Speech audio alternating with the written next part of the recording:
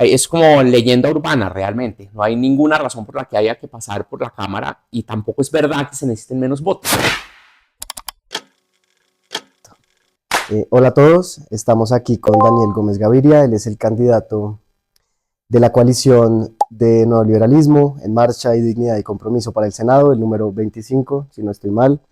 Es economista, usted estudió en los Andes, pero se graduó en Suiza, si no estoy mal. Tiene doctorado en la Universidad de Chicago, ha trabajado en FEDesarrollo, trabajó en el Banco Mundial, en el gobierno Santos, si no estoy mal, trabajó en el Ministerio de Comercio, luego en el gobierno Duque trabajó en el DNP, mejor dicho, tiene una trayectoria en el Ejecutivo y en organismos internacionales bien interesantes. ¿Cómo está?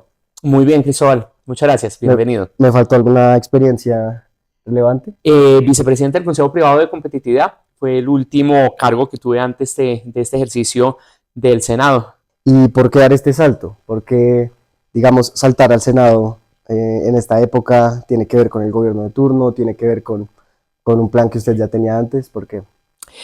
Pues desde el Ejecutivo siempre me gustó la interacción con el Congreso, me pareció interesante el ejercicio desde comercio, por ejemplo, yo era asesor de la ministra y me tocó trabajar de cerca con el Congreso en el Plan Nacional de Desarrollo. Y esa interlocución, esa discusión, acompañar a la ministra y preparar los debates de control político, me pareció siempre interesante. Luego, siendo subdirector del DNP, otra vez mucha relación con Congreso, y desde el Consejo Privado de Competitividad en los últimos 4 años, pues, estuve muy metido con Congreso, con las reformas sociales que presentó el gobierno, y me gustó mucho el ejercicio y sentí que como un siguiente paso podría contribuir desde ahí con cosas chéveres, ¿no? Pues yo veía como un paralelismo importante entre las competencias de hacer buena política pública y sacar buenas leyes. Creo que uno necesita poder tener diagnósticos acertados, poder saber cómo se genera el cambio, una teoría del cambio, ¿no?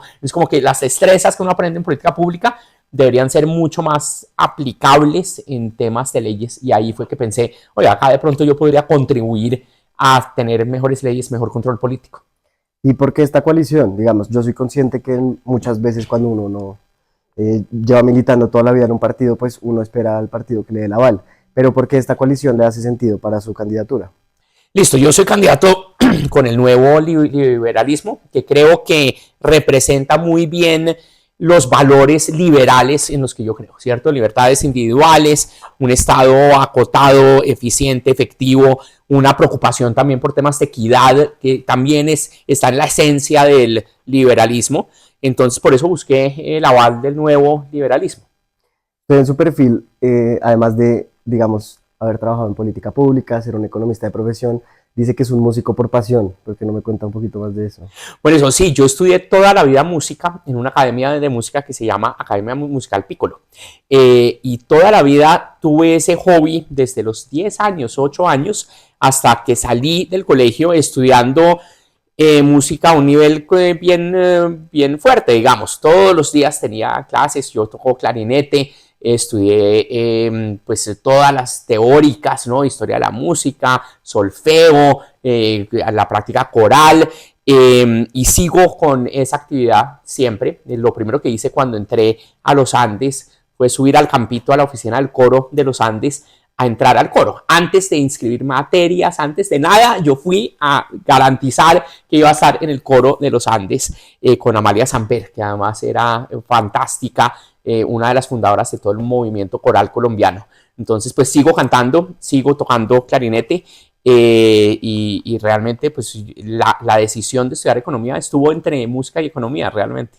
¿Y tiene alguna iniciativa legislativa con respecto a las artes, la música, la cultura? Sí, o sea, ahí yo creo que es fundamental, yo creo profundamente en el rol de deporte y arte, pero como parte de la formación de los jóvenes, ¿no? No solo en sí mismo por la actividad, sino porque uno desarrolla competencias como el trabajo en equipo, la persistencia, la resiliencia, la disciplina, ¿cierto? Estar en un equipo deportivo exige todo eso, ¿cierto? Trabajo en equipo. Estar en una banda exige eso, estar en un coro exige eso. Entonces yo creo que como política pública sí hay una racionalidad, hay una buena razón para apoyar movimiento coral, movimiento de coros, movimiento de bandas infantiles juveniles, movimientos deportivos. Todo eso genera unos derrames positivos sociales que yo creo que vale la pena subsidiar, si se quiere, ¿cierto? Y ahora le pregunto, no porque el salto a la política, digamos, a la elección popular, pero porque el salto directamente al Senado, digamos que uno que está empezando su camino en política probablemente querría ir primero a la Cámara, que se necesitan menos votos, aprender, ir cohesionando, y ya dentro de 4 años al Senado. ¿Por qué el salto directo al Senado? Hay mucho mito alrededor de eso y mucho error es como leyenda urbana realmente. No hay ninguna razón por la que haya que pasar por la Cámara y tampoco es verdad que se necesiten menos votos, al menos en Bogotá. De pronto en otros departamentos sí, pero para ser representante de la Cámara por Bogotá uno necesita la misma cantidad de votos que para estar en el Senado. Y además uno está compitiendo en un nicho donde todos somos más parecidos y peleando por el mismo nicho de votos, ¿cierto? En mi caso, por mi trayectoria en el Consejo Privado de Competitividad, en el Departamento Nacional de Planeación, yo tenía una proyección nacional, una perspectiva nacional, me conocían por todo el país, tenía nichos de reconocimiento en todo el país. Entonces tenía mucho más sentido pasar al Senado, uno por mi enfoque, por los temas, por mi conocimiento del país, por esa proyección nacional y también porque si me enfocaba solo en Bogotá, pues perdía toda esa oportunidad de capitalizar y de aumentar y de usar, digamos, ese reconocimiento que tenía en muchas otras zonas por fuera de Bogotá. No, sí, y hay muchas razones para, digamos, para tomar esas decisiones. Yo me acuerdo que estaba entrevistando a una concejal de Bogotá que lleva 20 años en el consejo y yo le pregunté que por qué nunca dio el salto, la pregunta al revés, y me dijo que realmente a ella le daban miedo los aviones y ella no podía viajar por el país, hay todo tipo de razones. De acuerdo. Pero ahorita que usted te toca el tema de los votos, la encuesta que salió ayer de Atlas Intel, que es la de semana, es una que está midiendo también las votaciones al Senado. La coalición en este momento de ustedes tiene cerca del 2%, pero más allá del 2%, muestra unos datos muy interesantes, y es que el nicho de ustedes como coalición son mujeres entre 18 y 24 años, con educación secundaria media, que tienen ingresos entre 2 millones y 4 millones, más o menos, no es tan preciso. Pero con estos datos, ¿qué le dice a su nicho? ¿Qué mensaje tiene para esta gente que está votando por la coalición? Muy importante, entonces el tema de la equidad de género, yo lo he estudiado, saqué siendo vicepresidente del Consejo Privado de Competitividad un índice de equidad de género a nivel subnacional para todo Colombia, y ahí yo creo que hay un consenso importante en que los temas de equidad de género nacen del sistema y la economía del cuidado, en la inequidad en el uso del tiempo en tareas no remuneradas del hogar y del cuidado.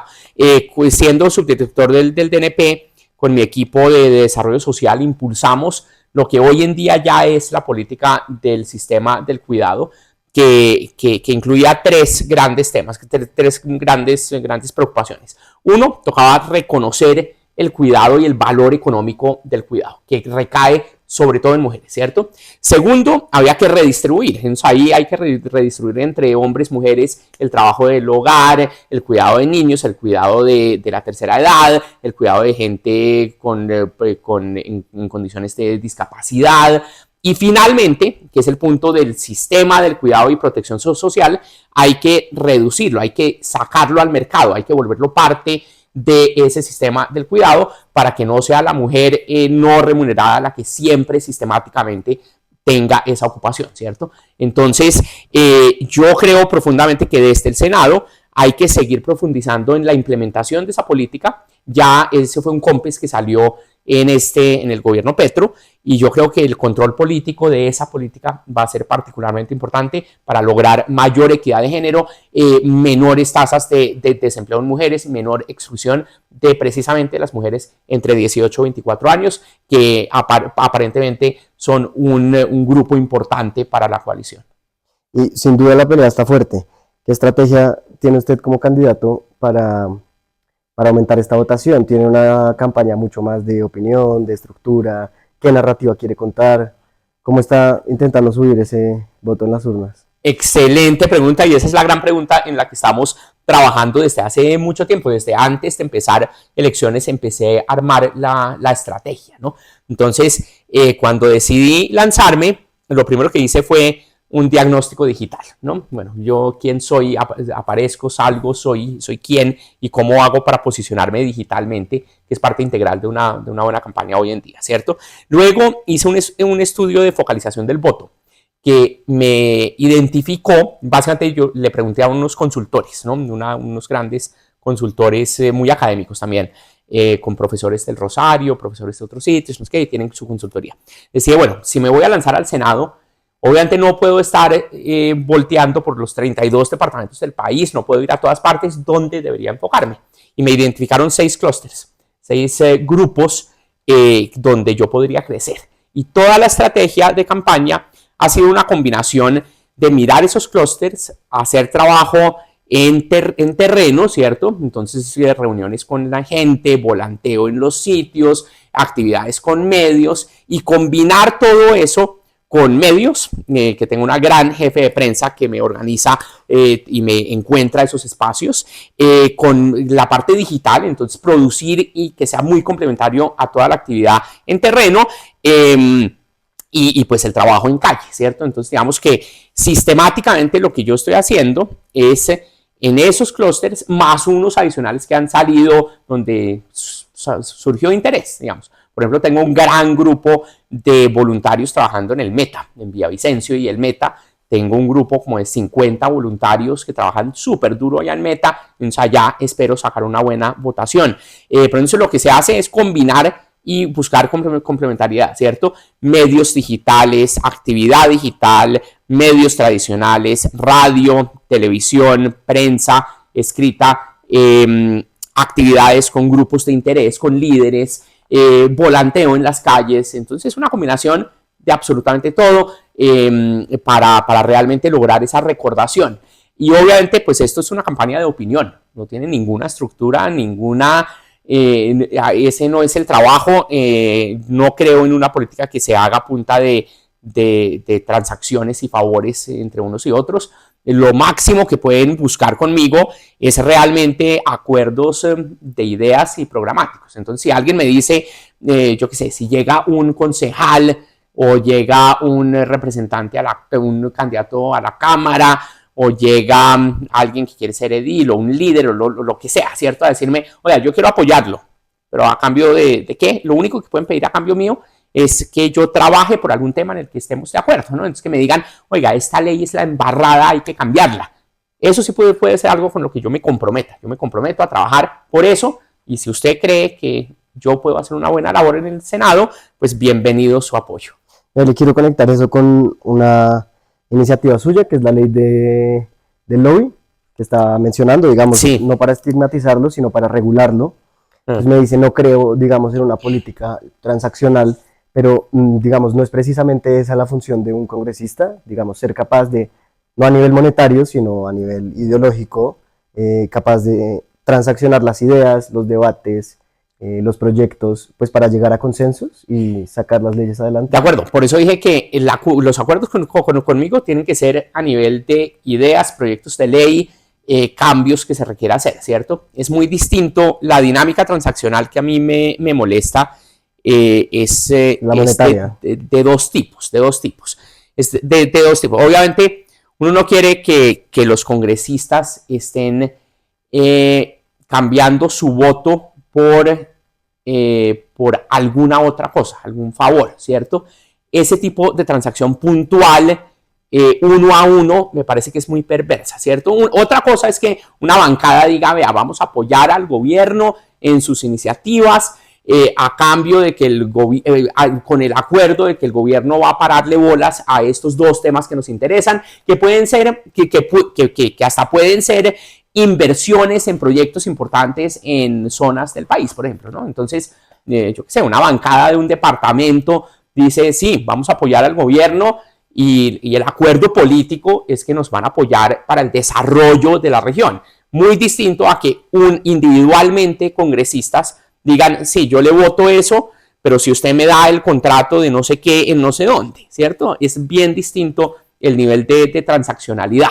Habiendo dicho eso, Cristóbal, yo creo que precisamente parte del problema es que hemos estigmatizado esa función de representantes a la Cámara en particular, de gestionar cosas para sus regiones, ¿cierto? Es legítimo pensar que, yo qué sé, un congresista, un representante de Santander esté encima buscando que inviertan en las vías de Santander. Eso debería ser legítimo, pero ahorita está por debajo de la mesa y por eso terminamos pues con situaciones de corrupción y en vez de hacerlo por encima de la mesa, sí, soy representante de Santander, quiero que el gobierno invierta en Santander, eso suena perfectamente legítimo. Y dentro de estos sistemas de intercambio legítimos entre el Ejecutivo y el Legislativo, pues me imagino que usted ha estado en varios, en el presupuesto de inversión, cuando estaba en el DNP, en el Plan Nacional de Desarrollo. ¿Cómo es, digamos, entender esa tensión entre el Ejecutivo y el Legislativo ahora que usted quiere estar del otro lado? Digamos, usted ahora está aprobando los proyectos de inversión que lleguen, el presupuesto de inversión, está aprobando el plan de desarrollo. Sí. ¿Cómo lee esa tensión y cómo lo va a manejar sabiendo quién está del otro lado? Sí, entonces precisamente por haber estado del otro lado, creo que voy a estar en una posición buenísima para realmente sí poder aportar y darle coherencia a esos planes, ¿cierto? Entonces, por ejemplo, estuve en el eje cafetero en campaña y me contaba la gente de Risaralda, no, ¿dónde fue? Sí, de Risaralda, que había unos proyectos en el Plan Nacional de Desarrollo para Risaralda, que eran 2, 3, muy concretos, muy importantes, y que no se hicieron. Entonces, parte del rol mío como senador, que seguramente estaré involucrado en comisiones económicas, tendré un rol importante en la discusión del Plan Nacional de Desarrollo, del Plan Plurianual de Inversiones, de los temas presupuestales, pues parte de ese rol es lograr la coherencia entre el enfoque de política, la asignación del presupuesto, la evaluación de esas políticas para realmente lograr que las cosas sí funcionen, ¿cierto? Entonces no debería quedar nada en el plan que no se haga. Ahorita, la última vez que revisé en Sinergia, creo que la implementación del plan de Petro iba como en 60% y ya se acabó el gobierno. Entonces eso no puede ser. No puede ser que hagamos planes y no se haga el trabajo y el seguimiento y el control político para que el plan se cumpla o se acerque al cumplimiento. Yo entiendo que no todo se puede cumplir y eso está bien, no pasa nada, pero el cumplimiento de políticas públicas también. Y ahí, como yo no he visto mucha actividad del COMPES, del Consejo Nacional de Política Económica y Social, estos 3 años, realmente ha sido muy tímida, me parece a mí. Cuando yo fui secretario técnico del COMPES, de verdad que sacamos muy buenas políticas que yo las veo abandonadas. A mí me gustaría ser el senador que vuelve a retomar el control político de las políticas de Estado. ¿Cuáles son las políticas a 10, 15, 20 años? Las políticas que trascienden gobiernos, donde los senadores deberíamos estar llamando a cada gobierno de turno y diciéndole, oiga, gobierno Petro, el gobierno Duque sacó una política de transición energética. Entonces, ¿usted por qué está reinventándose la transición energética, por ejemplo? O temas ambientales, que dicen que el otro día me preguntaron, bueno, pero ¿qué es rescatable del gobierno Petro? Y alguien dijo, no, pues por primera vez en la vida el medio ambiente es importante. Y yo, no, señores, cuando yo fui subdirector del DNP, sacamos el COMPES contra la deforestación, el del Sistema Nacional de Áreas Protegidas, el de variabilidad climática, el de inversión para cumplir los NDCs. Entonces, ¿y en qué van esas políticas? Hay que hacer seguimiento, control político a políticas de Estado. ¿Cómo está viviendo ese salto de personaje, digamos, entre el técnico y el político? Sin duda son 2 caras muy diferentes que muchas veces entran en tensión. ¿Y cómo está, digamos, cambiando su rol? ¿Qué habilidades reconoce que tiene que aprender para entrar al mundo del político? ¿Y qué tiene que dejar para dejar atrás, digamos, no por completo, claro está, pero digamos, el personaje del técnico que ha sido su trayectoria profesional? Gran pregunta, estoy aprendiendo cantidades, es lo primero que hay que mencionar, ¿no? Entonces, estoy aprendiendo cantidades en términos de comunicación, ¿cierto? Creo que he mejorado mucho explicando para públicos mucho más amplios, ya no me dirijo únicamente a un nicho de gente que entiende ciertos términos, entiende ciertos conceptos. He aprendido muchísimo a comunicarme con un público mucho más amplio y eso es súper valioso. Comunicarme con medios de comunicación mucho más diversos, ¿cierto? Entonces, desde la radio comunitaria hasta el medio digital joven nuevo, hasta, sí, volver a estar en espacios como medios más especializados, ¿cierto? Entonces, hay un gran trabajo, el trabajo de volanteo, de calle, de hablar con la gente en la calle, es súper valioso y he aprendido mucho a escuchar mucho más, a tratar de entender desde qué perspectiva habla la gente, ¿cierto? Entonces, eso ha sido un gran aprendizaje.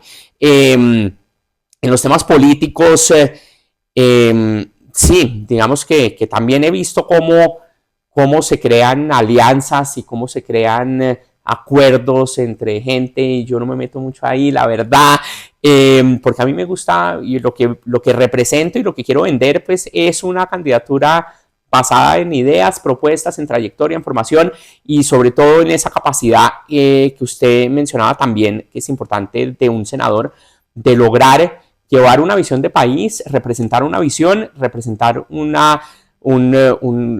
marco de pensamiento alrededor del país, poder identificar problemas, proponer soluciones y lograr acuerdos mínimos, ¿no?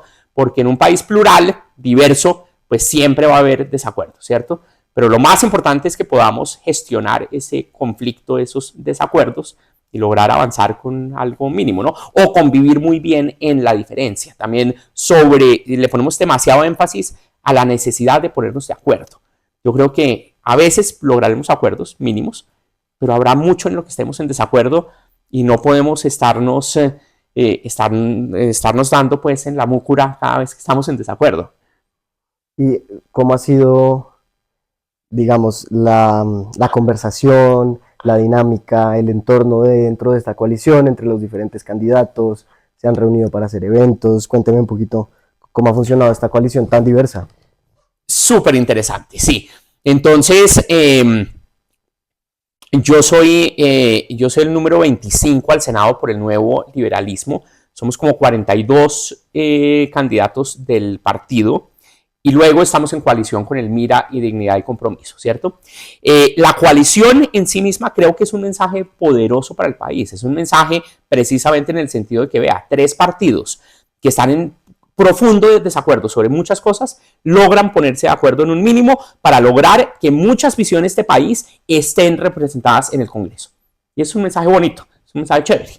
No tenemos que estar de acuerdo en absolutamente todo para compartir ese propósito de llegar al Senado, ¿cierto?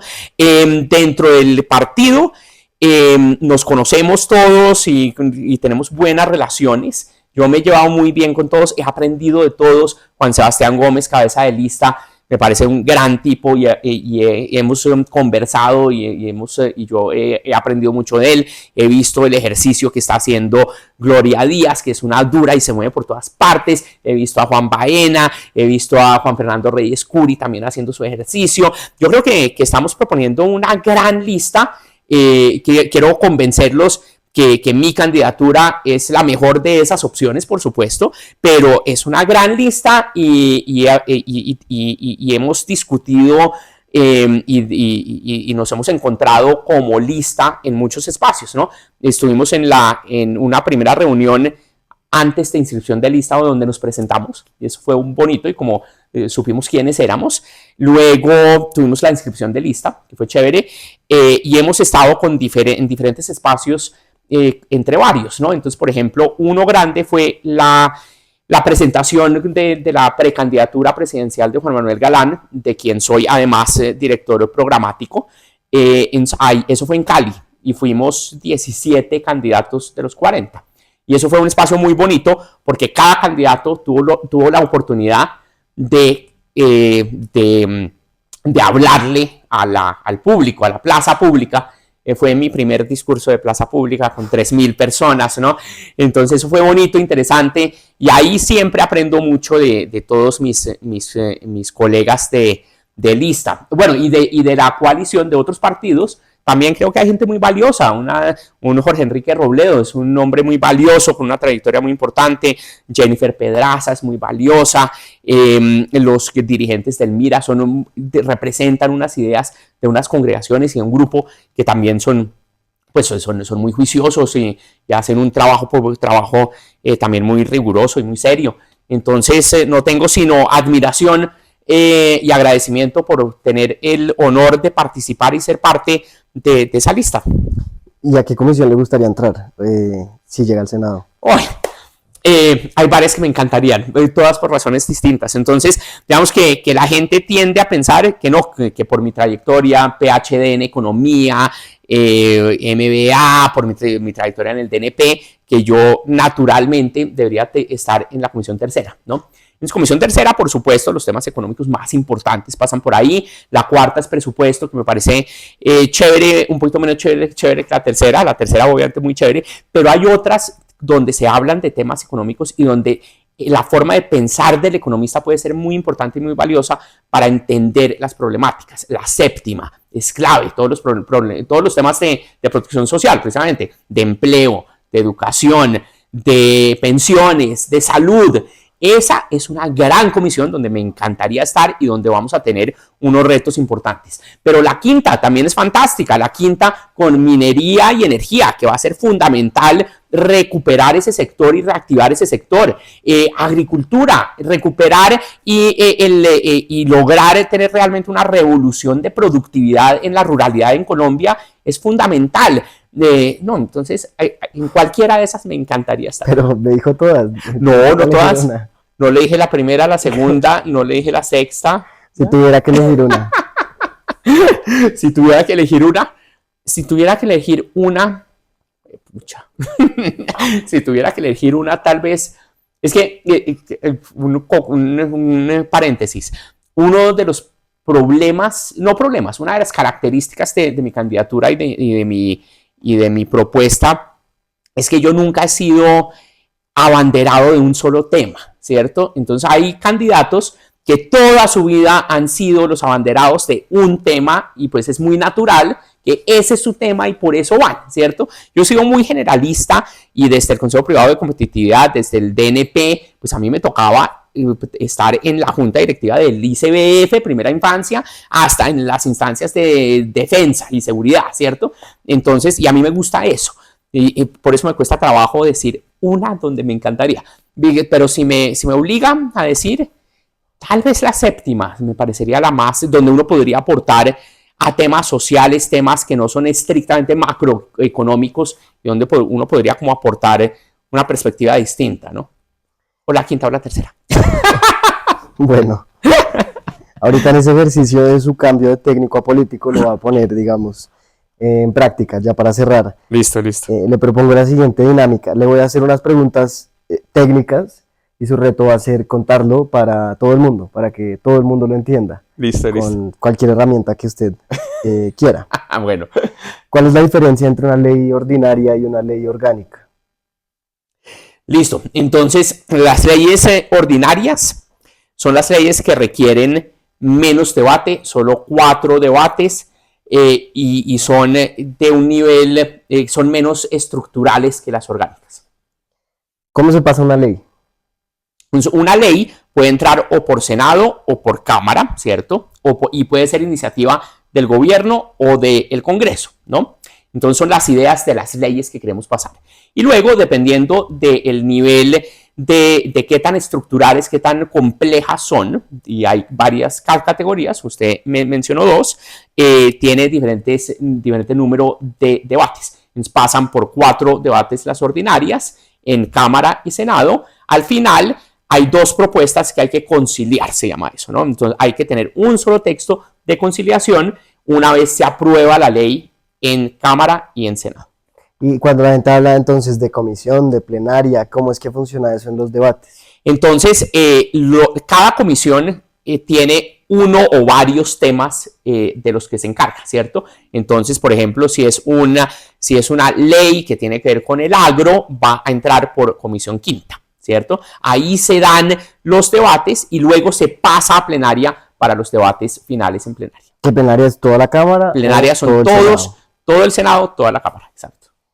Cuando se dice que una ley tuvo vicios, ¿qué están queriendo decir los congresistas cuando dicen esa ley tuvo vicios y qué tipo de vicios podría tener? Muy importante, en temas de derecho y en temas políticos, el fondo y la forma son igual de importantes, ¿cierto? Porque la forma, que es el proceso, el procedimiento, es importante para proteger derechos, proteger a minorías, dar transparencia. Entonces, cuando tiene vicios, es que no se cumplió algún proceso, procedimiento que está arreglado en la ley, y la ley que norma eso es la ley quinta. Y ya, por último, ¿qué le gustaría decirle a un joven que está indeciso acerca de si entrar en política, en hacer el ejercicio de la votación, que si no sabe si se quiere lanzar, por ejemplo, al edilato en el 2027, ¿qué le diría? Yo les diría, un mensaje para los jóvenes es que hay muchas posibilidades de proyectos de vida, ¿cierto? Y no tenemos que enfocarnos en uno solo. Eso incluye una gran transformación que tenemos que hacer en la educación. No todo el mundo debería tener que ir a la universidad, por ejemplo.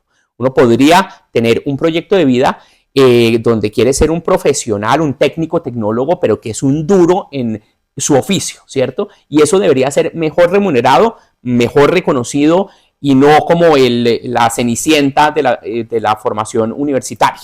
Entonces, igual, acá los jóvenes que quieran, creo que todos deberían votar, todo ciudadano debería votar, estar enterado, buscar enterarse de las propuestas de las personas, de qué representamos, de qué traemos a la mesa y qué rol vamos a querer cumplir en el Senado. Eso es importante, creo que la participación es importante, es un ejercicio cívico interesante, bonito. Me gustaría que todos los jóvenes tuvieran un mínimo de involucramiento para saber qué está pasando ahí, ¿cierto?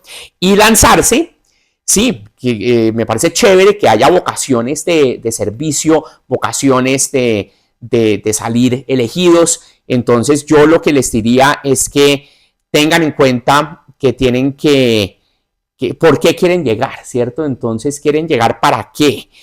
¿Quieren llegar para resolver qué tipo de problemas? ¿Quieren llegar para representar a qué tipo de personas? ¿Quieren llegar? Les tiene que gustar también, obviamente. Entonces, ahí hay un punto, bueno, uno no puede simplemente querer hacerlo por servir y por poder, pero no disfrutarlo, ¿cierto? Uno tiene que estar convencido que le gusta el proceso, el ejercicio, ¿cierto? Porque en últimas, pues el objetivo de todos es ser felices en la vida. Entonces, si uno va a ser miserable haciendo algo, aunque sea muy importante, de pronto hay algo más en lo que también pueda aportar y sea más feliz, ¿no? Daniel, muchas gracias. Listo, vale. A usted.